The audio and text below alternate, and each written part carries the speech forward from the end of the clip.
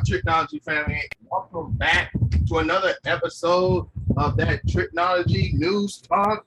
And we got some, as you all guys already know, the fall season already started. So that summer feeling is that y'all better get out your systems and get ready for the fall, winter coats, and everything else in between. But before we start, let's welcome back our former co-host and always invited on the show, the Mrs. Ty Malu. What's up, girl? Oh, thank you, everybody. Thank you. Great to be back. Yeah, for sure. So you ready to get started? Oh yes, absolutely. Yeah. So on the first note, we got to start off with some sad news that the late Anthony A.J. Johnson, and you guys already know him from the crackhead on Friday. Him teaming up with Master P on I Got the Hookup, the Players Club, House Party, and anything else. Oh man, I mean, he's up to 30 other movies and films and TV shows. Man, he was known for so many different parts, small parts, but he was a part of a bigger group, of a big casting group and a big background of acting. I like to mention also that we just had trying to get my notes that we just had a couple of deaths recently. Besides him, we had Norman McDonald die, and we had other couple deaths this month, and I just with that class of celebrity also, and I think that it's so sad to see the level of like tenacity and these actors that are just leaving us way too young. We see these actors in movies, you're like, yeah, I know that guy from somewhere. And then, you forget how much, when you look back on these movies, they influence your life. And you're like, oh my God, you were a part of my life. So, right, may they all rest in peace.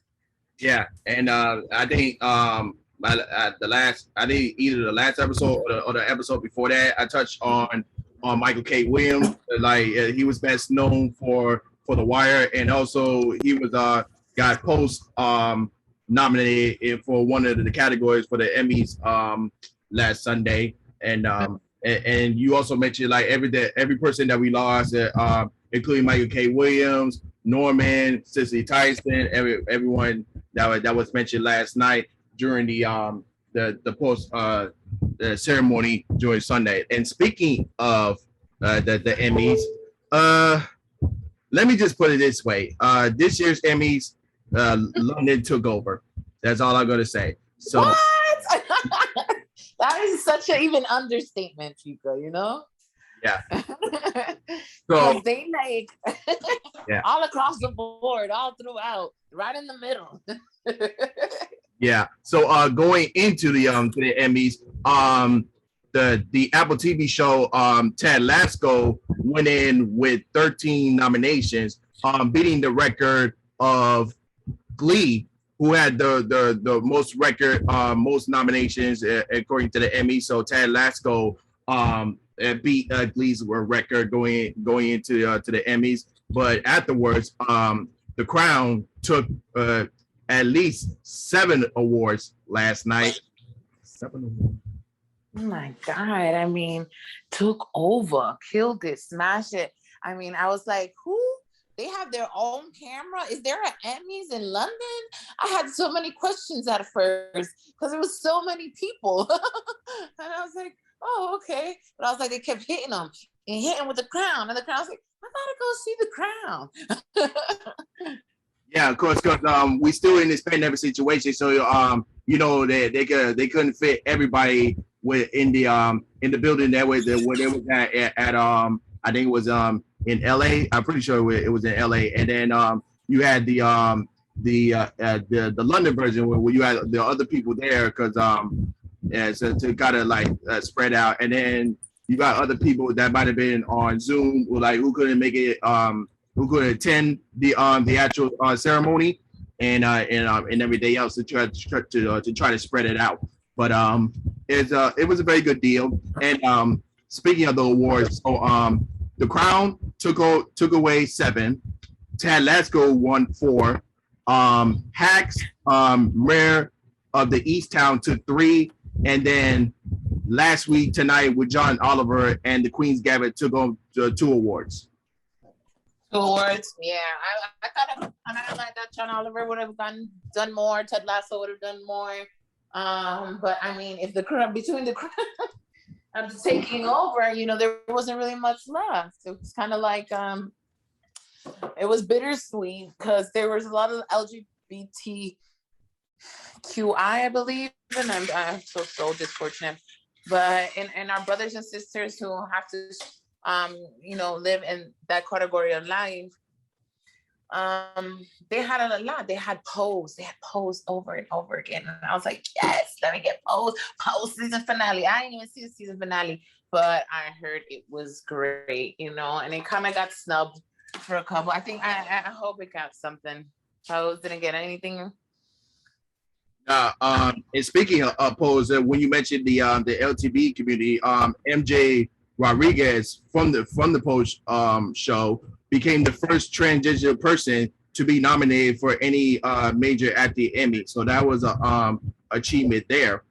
I like that because woo.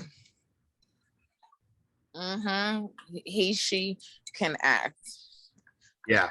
And speaking of the snobs that you mentioned, The Handmaid's Tale was nominated for 21 awards, but did not win anything, setting the record for the largest shutout in the Emmys history. That broke the previous record set by The Madman in 2012, who didn't win any of its 17 nominations in that year in 2012. So Mad Men did outranked it. Yeah, they had at least 17 nominations during that 2012 Emmys year. So and they didn't win anything. So Handmaid's Tale got like 21 nominations, but they didn't win anything. Okay, yeah, The Handmaid's Tale was cleaning it up too. That's another British one on the other side, huh? Our British brothers and sisters was cleaning up that evening.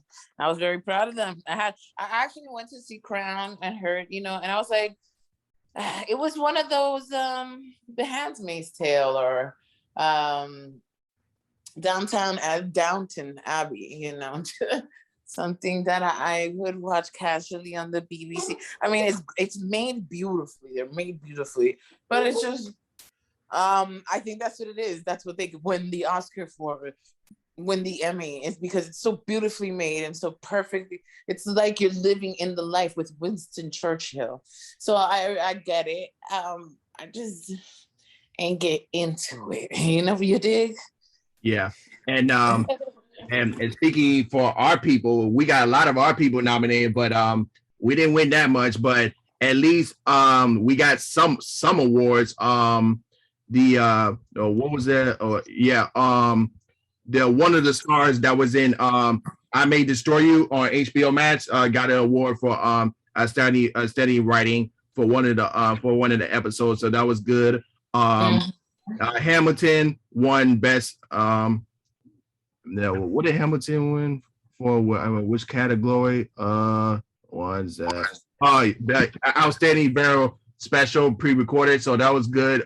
It was good to see when they mentioned when they got the award that that they was able to perform but without like any crowd like in attendance, so that they spoke about how it was difficult to perform without during that time when the pandemic started. So yeah, I was very happy to because I love Hamilton because especially you got some of our people in there too, so it was great that they won. Yeah. But all the other blacks, like they either won like in a group or something. So and then lastly, Debbie Allen won the governor's award as well. That was beautiful. I mean, she spoke so eloquently about it. You know, being your time. If you're a writer, if you're an artist, because she had every background. I mean, she had every title before. And she says, if you're her speech, Renaissance, resonated in me, you know, where it was like, if you're a writer, it's your time, do it. Don't just sit there and just like, oh, because your voice is just unique to you, you know. So I want to hear it, you know. Yeah, It was beautiful. yeah, that was a bit.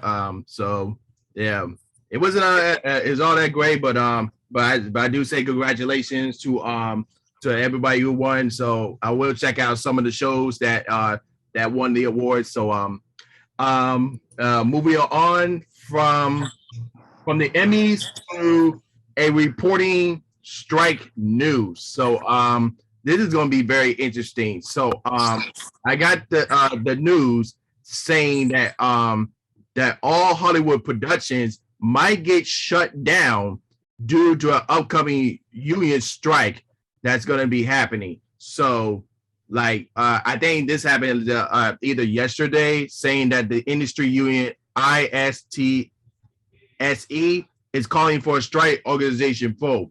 And if it goes through and the strike occurs, that means film and TV productions all over the country will shut down immediately.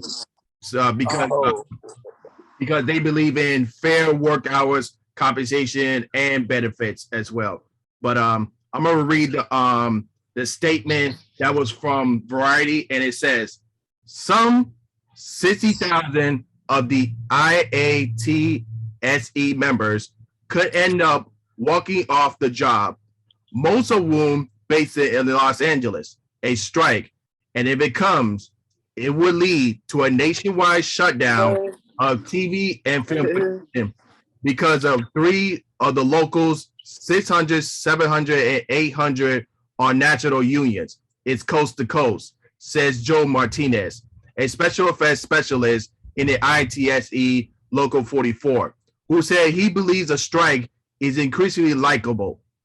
They think that they got us by the balls. We make the product.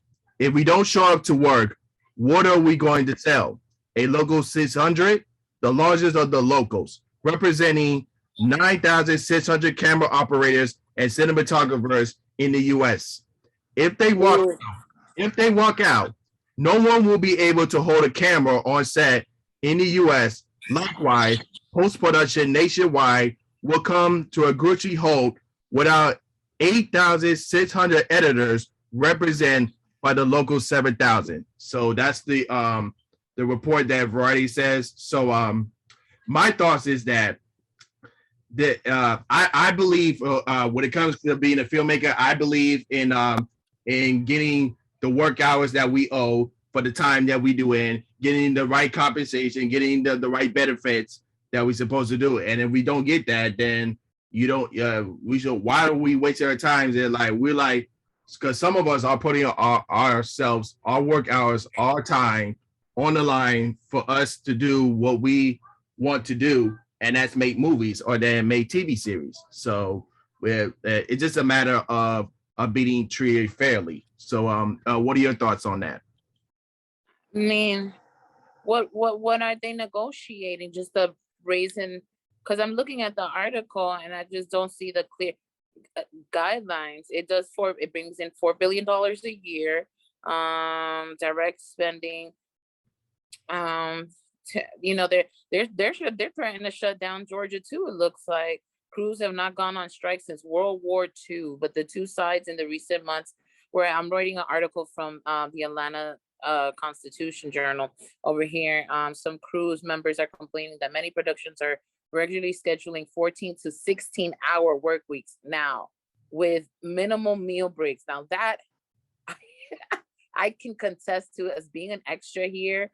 I mean, there is no 8-hour day. You know, you get a contract for $10 an hour for 8 hours and you're there for 12 and you get food at the beginning, but then it's like you're wrangled around like herd and it doesn't feel good. And I guess, you know, at the same time, if we're experiencing that, then definitely they're experiencing that, is seeking better wages, residual from streaming in and other distribution channels, residual wages. That's nice. Now, I agree with that completely because I believe in a company that gives you bonuses. I believe in a company that, there's these really top gatekeepers going on.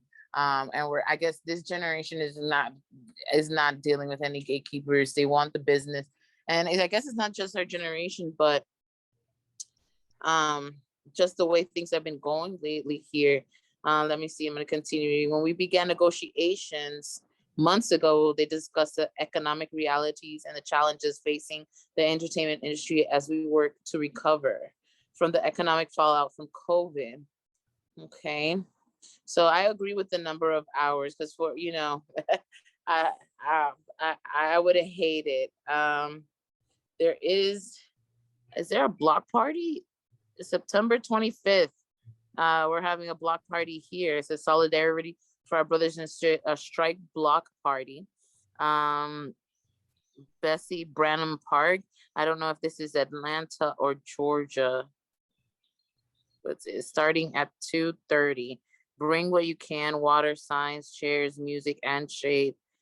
So yeah, Bessie Branham Park. We gotta check that out. So yeah, I'm in solidarity with them. Absolutely. I think that overworked and underpaid is not a thing, is a thing of the past. Yeah, because the last time I saw a strike like this, I think back in 2007, when the writers had their own strike. Uh-huh.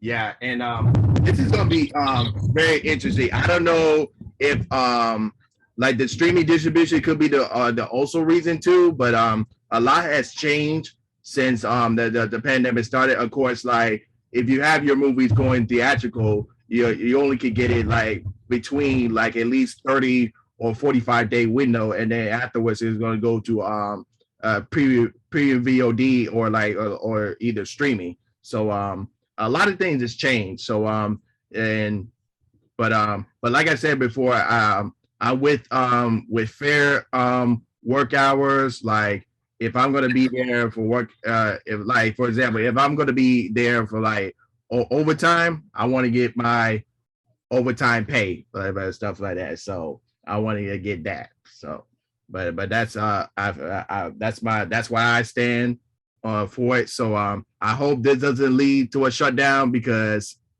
I want to see all the upcoming stuff that's going to be going on. You know what I'm saying? So we need to see that happening. Yeah, I would agree. I mean, I do agree with the industry making a lot of money and people not making the wages they're supposed to. It's not right. It's hard to make a film. It's hard to create a film. And most of the people who are on set are filmmakers themselves. So if you're working in an industry that you're not pouring into the people to create better content, create better movies, we complain about the Emmys and the Oscars not looking how we look on these streets. You know what I'm saying? Like when people look around and they're making films about hurt and pain and anguish and real life stories, and then they go look at the award ceremony. It's these people that have been doing it for who have billions of dollars, who have so much money, because it's easy. It's easy to. It is. I'm sorry. It is easy to be able to create a film when you have money. When you don't, you put your heart, your soul, and you create the best you can with the actors you can, and everyone contributes. So, if you want to be the art that, that keeps on flourishing, you should pour into your people. Yeah. And that's why you don't see none of us indie folks get into that craziness. But we do learn from when we get a chance to be in those major productions. Like it's our goals to be in major productions, but at the same time, us indie filmmakers, we ain't got to go through that type of stuff unless we have a voting or an obligation that we need to discuss or to talk about or need to vote on to help our community, whatever you at, where you in Miami or Atlanta, New Orleans, LA, New York, whatever you at. So it's just based on wherever state city you at, and help your film community so you can continue to what you do and everything else. But just be careful on which union you're going to be joining. So don't get me wrong, it leads you like to good opportunities, but there's some downfall that goes to it. Like some might not be understandable. Some things might not go um a certain way, but that's how the industry is. So if you're good at where you at in the indie community, that's you, and you want to go up to the major player, that should go. But just be prepared. Well, wherever you go in the major industry. Wherever you go. Mhm. I mean, it has to be something that they negotiate correctly and carefully, and you ask the proper questions and you get the proper answers to. Yeah. So but and that's our thoughts about it. But moving forward to some sports news. So AEW, where All Elite Wrestling, announced a partnership with the Owen Hart Foundation and an annual tournament announcement. So if you guys are not unfamiliar with Owen Hart, so Owen Hart was a late wrestler. If you guys were back watching WWF, who is now WWE, back in the Attitude Era. So Owen Hart passed like during the accident back in May '99 when he was transformed into the Blue Blazer character. Like he was supposed to do a superhero entrance off the rafters, but it went terribly wrong. It fell on the ring and died on that day. So it was just a scary sight to think about it. If you guys watched the Dark Side of the Ring series, there's an episode about it. So just be alert on that one when you guys watch the series. But in the past, WWE and the fans community has been pushing like Owen Hart to be like in the Hall of Fame, but like due to the like understands on the excuse me, circumstances and like everything else going on, so there's not been a chance. So AEW took upon to ask Owen Hart late wife for her blessing to be able to get the partnership, and in that partnership that Owen Hart will be featured like in upcoming video games that AEW that's going to be having soon, and then also a memorial tournament in honor of his legacy. So that's going to be interesting what they do. I'm very excited to see how the tournaments is going to be and how they share the legacy of Owen Hart that's going to be. Amen. Amen. Amen. Yeah, because I think that's really cool. They did it so respectfully, reaching out to his wife, probably his kids, and I hope the foundation does good for other people as well. And it'll be exciting to share with people who are a bit younger, who didn't know him and could see his legacy. It's like a legacy, and that's pretty cool. Because wrestlers it's a dangerous job. He's not one of the only ones that has died in the ring. So, I hope the foundation allocates it to other families that are suffering the same way her family suffered. Yeah, but it's going to be interesting how the future is going to be. But moving on to some more sports. This Saturday is going to be UFC 266. So I'm going to run through the card. Then what we're going to have first off in the women's flyweight bout, we have Jessica Andrade versus Cynthia Coppola. So my money is gonna be on Jessica. Who you picking for that one?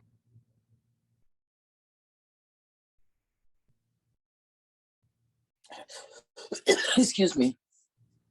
Excuse me 1 second.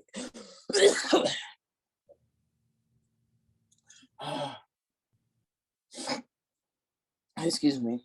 I'm gonna mute my mic for a second.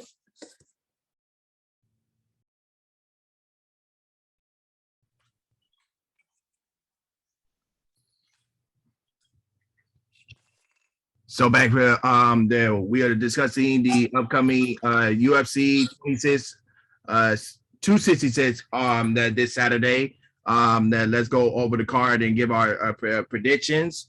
So for the first bout, we have the women's flyweight bout with Jessica Andrade versus Cynthia Corbello. So I got Jessica on this one. Who you got? I think I got Jessica as well. She's a pretty decent player. All right. So in the heavyweight division, we have Curtis Blanches versus Gerardo Rogenstock. So I'm gonna go with Curtis on this one. I'm gonna go with her. I gotta work on these cards. I'm sorry. I some of these players. I was if you told me Stone Cold or something. China against Stone Cold. I'd be like, yeah. What would be your best predictions for all of them? So I mentioned Curtis for that one. So the next bout is a middleweight bout. We have Nick Diaz who's going to be returning to the octagon versus Robbie Lawler. So I'm gonna go with Nick Diaz on this one, and then the co-main events starting out with the women's flyweight title bout. Valentina Shashiri versus Lauren Murphy. So I'm gonna have to say new champ on this one. Lauren might take the title, and then of course the main event for the featherweight title bout, and then Alexander Volkanovski versus Brian Ortega. So and also might see a new champ there, but this could go either way as far as the main card is concerned. So and you can catch the UFC 266 this Saturday at 10 p.m. You can order on ESPN Plus or go to your near local bar and see who's showing the pay-per-view. Nice.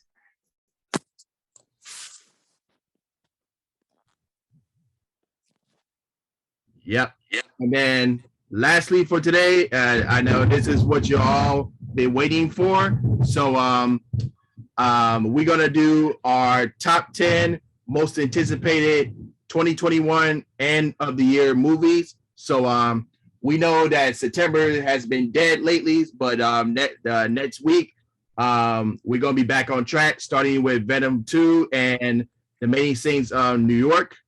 But I'm gonna go straight off from the top of my list. What I have for my top 10, I got a lot of honorable mentions. It's just a lot, but I'm not gonna go through that. So I'm just gonna go straight into do the top 10. So coming in at number 10 is gonna be House of Gucci.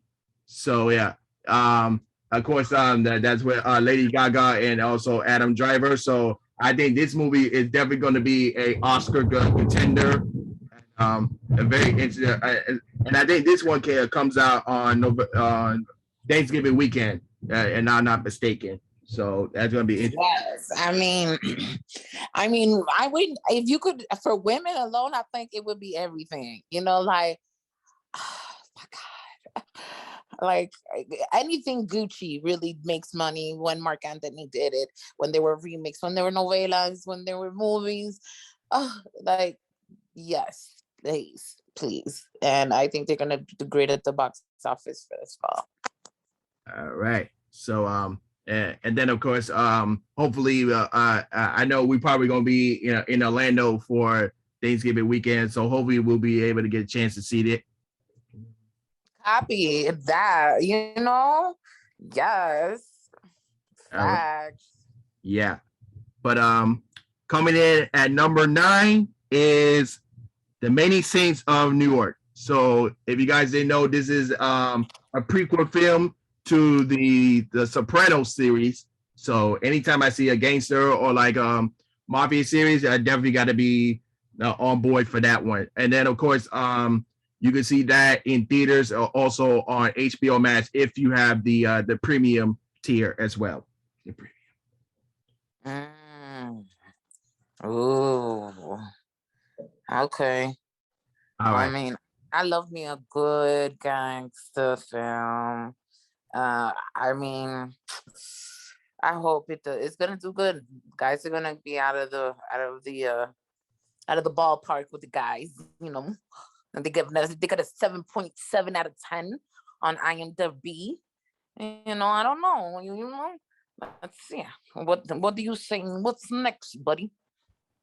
All right. Coming in at number 8 is King Richard, the story of Serena and Venus Williams, with Will Smith being their father. I think this going to be another Oscar contender as well, and I think this will be finally, hopefully, that Will Smith get an Oscar for his role. Oh my Lord, have mercy. I mean, Yeah. he is the king of kings. Yeah. You know what I'm saying? He's the Muhammad Ali, and he was snubbed then, and this time he's got it. Will Smith has got it in the bag with this one. This film is so very, for me, 1980s Olympics vibes, where we were the nation was so happy about watching the Olympics and being in the Olympics and having Wheaties and sports and filming sports.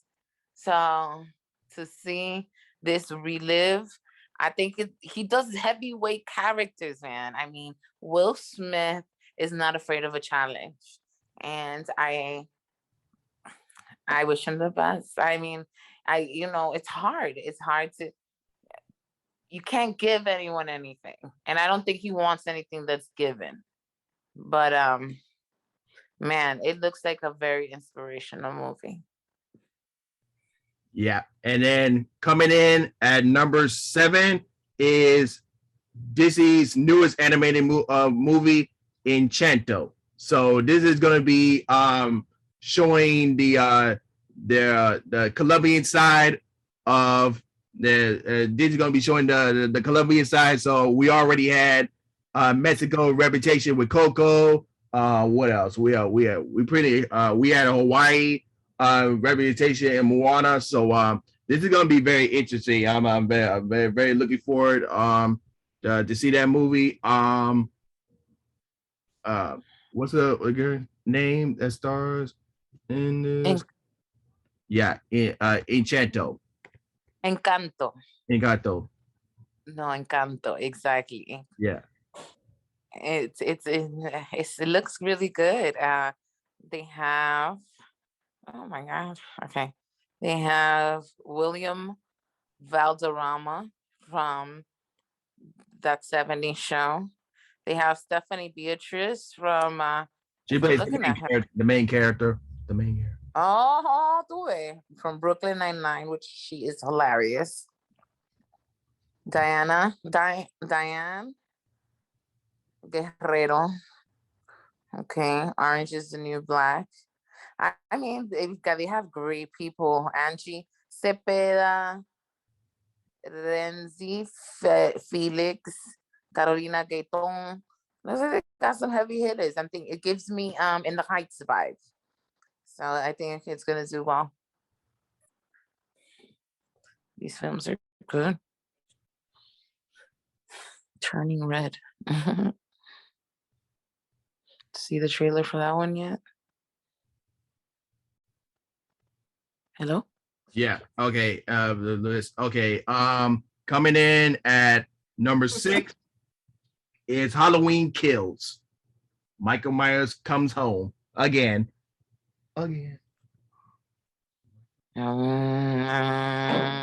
Halloween kills. You gotta do a song. How does the song go?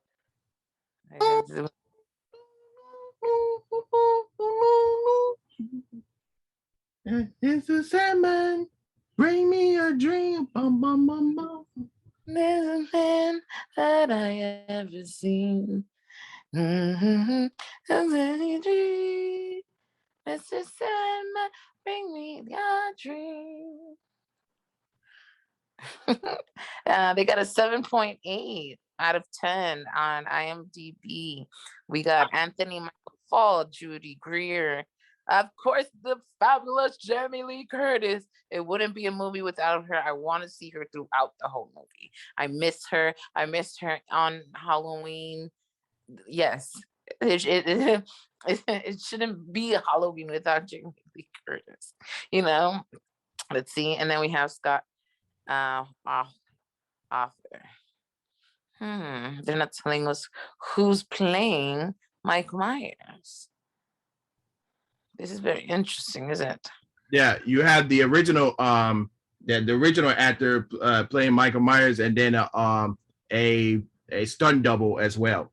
And then a stunt double. Oh, okay. Very good, very good. They gave him that one a 7.8 out of 10. The saga continues. Yeah. Oh my God.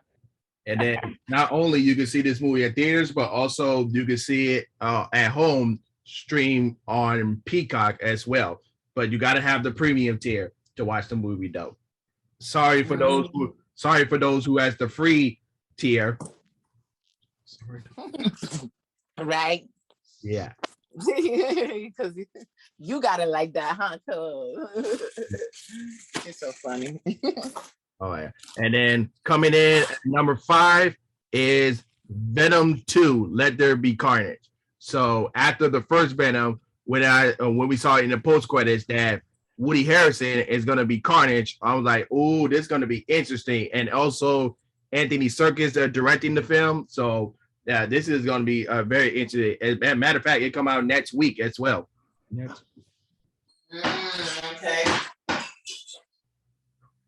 Okay. Which one's that one again? Venom, Let There Be Carnage. Let There Be Carnage. Oh, Venom. Okay. Venom. So far, we have an 8 out of 10 on IMDb.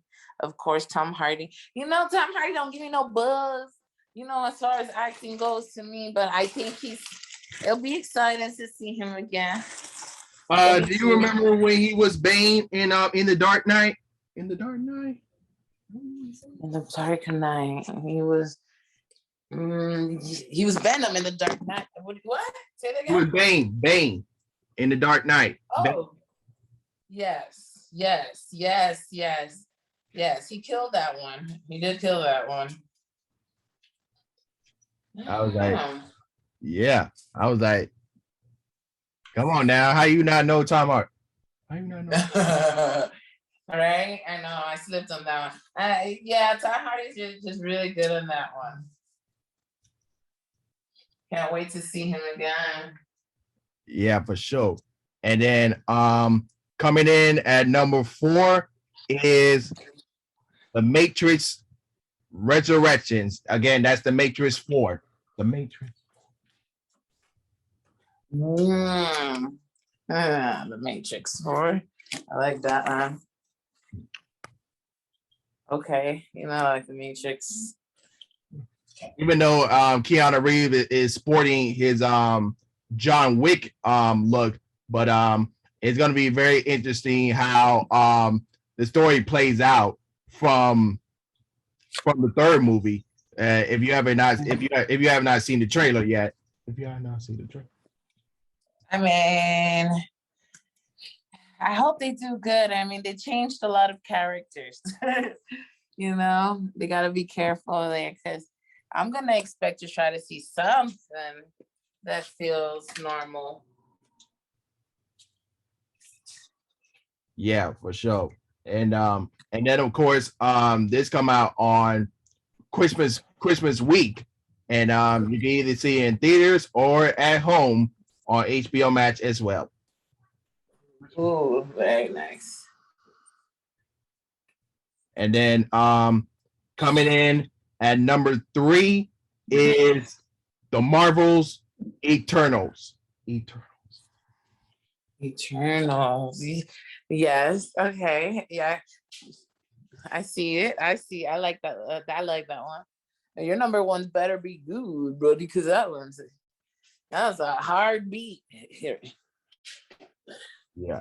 So yeah, and then yeah, for the Eternals. So this does take place I believe either before or after Endgame, because like the Eternals group, they're kind of like they're like gods, like Thanos. So it's gonna be very interesting when these characters introduced, like why wasn't there that they was there during Endgame when you had all the Marvel characters there to beat Thanos, like why wasn't they there? But it's well, but they have a good group of cast members who's going to be in it as well, especially Angelina Jolie.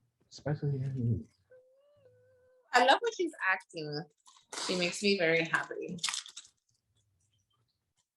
Yeah, for sure. And then coming in at number 2 is Spider-Man No Way Home. Ooh, I like number 2. Oh yeah. Yeah.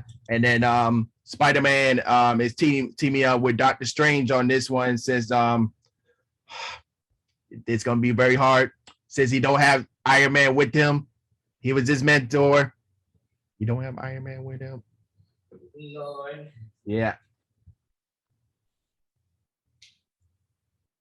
But you gonna have all these like villains from the Tobey Maguire's and Andrew Garfield's franchises, because you gonna have the original actor who played Dr. Octopus, and then of course Jamie Foxx returned as Electro. Yes. So agree with Green Goblin. I'm like, what? Now we're really into the multiverse now. Into the right. yeah. Wow. Man, and that one comes out with the week before Christmas. The week before Christmas. Oh, okay. I mean, so that's gonna be great. Yeah, and then for number 1, I kind of cheated on this one, so so it's a split for number 1. The first one is Dune. Oh yes, Dune looks good as done. Yeah. Yeah, Dune looks so fire. Dune's trailer looks like a movie in itself. You're like, yo, what did you just do to me, dude? Dune, yes, absolutely certified. Yes. Yeah. And then the other one is 007's No Time to Die. This will be Daniel Craig's final appearance as James Bond. That was good too. Well, yeah. So yeah, I kind of cheated on my number 1, but that was a split on that one between No Time to Die and Dune. No Time to Die. Okay. I'm a tiebreaker, so it's Dune. Yeah, and then of course for Dune, you can either watch it in theaters or on HBO Max. I'm excited to watch that. So let's so that's my top 10. Let's hear yours. Let's hear yours. Oh Lord, I don't have a top 10 ready. Okay. If I could say my top 5, let's say, I put,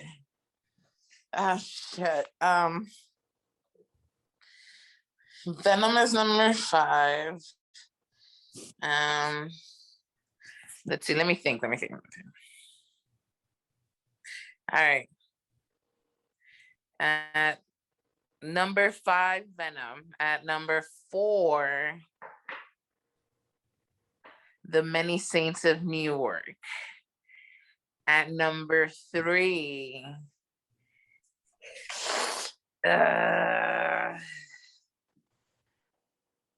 Dune. And number 2, Halloween Kills. And number 1, King Richard. Wait, you put Dune in number 3? You put Dune number? Yes. So it'd be King Richard, Halloween, Dune, The Many Saints of Newark, and Venice. Yep. I wanted Encanto was in there. But I'm gonna watch it automatically. But I canceled it out because it was a kids movie for now. For now. But you put it like in your honorable mentions, right? Honorable mention. I would definitely put it as my honorable mention. Absolutely certified. Yes, I agree. Mm-hmm. Okay, so I didn't want to mention my honorable mentions, but I'm just going to put it out anyway. So, all right, so I put as my honorable mentions is The Last Duel, Red Notice, Ghostbusters Afterlife. Okay. Don't Look Up, West Side Story, The Kingsman, Last Night in Soho, The Harder They Fall, Nightmare Alley, Paranormal Activity Next to the Kin, Army of Thieves, and Flinch. Okay. Cool. Copy that. Okay. Okay, because there's a lot coming out. It keeps coming. Can we even let's talk about all the great movies we oh my god, we finished seeing. What would be Trico Awards of the Year for movies? And the or okay, we could break it up. Like you give me best picture, best comic, but what do you think was the funniest one? Well, my pitch is gonna change after this year is over. But if I can give my top 5 so far, I would have to say at number 5 would be Candyman. Number 4 would be The Suicide Squad. Number 3 would have to be. Let's see what my number. Okay. Let me see. My number 3 would have to be Luca. What else? Let's see. My number 2 would have to be A Quiet Place 2. And then my number 1 will be Godzilla versus Kong. Oh, that was a good one. Ooh, okay. Here we go. I'm gonna go for 5. Okay. I already got number 1 in my head. Because I know it just impacted me. I mean, it was a wonderful film.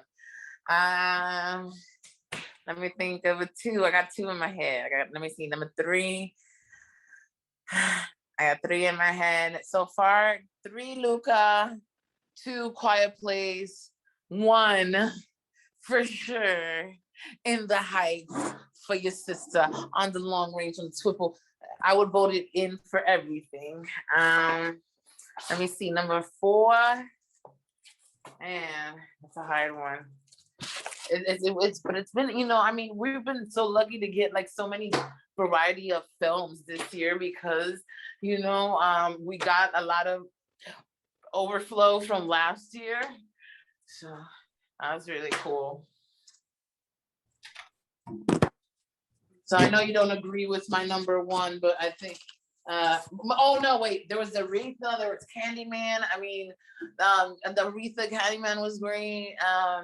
I was happy with every film that I watched this year. Even, every show. I think people are putting in so much energy and so much of themselves. It's great. It's funny remember we watched the Emmys, right? And they were on stage and they were like, we're back.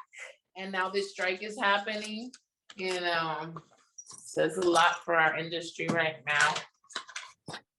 Yeah, this is very interesting. But like I said, my pitch is gonna change after this year. So we'll have to see how the rest of the year movie does, and so my pitch could change after that. Sure, absolutely, exactly. Yeah, and but that's our topics for today. Before we say our farewell, I just want to give a quick shout out saying that that Showtime and Paramount Plus are teaming up to do a bundle streaming offer. So if you like Showtime, but you also like what Paramount Plus is offering as well, so they're doing a double streaming tier for $9.99 a month. $9.99 a month, but that includes without the local channels on Paramount Plus. But if you want the local channels, then it will be the $10 for that. So you have two different tiers for that. So but this is a limited time offer. So if you want to get both Paramount Plus and Showtime for what they're offering, this will be the time to get it now. And you weren't sponsored or anything. That will be our sponsor. That's our sponsor. Right? Yeah. But so one day, honey, one day.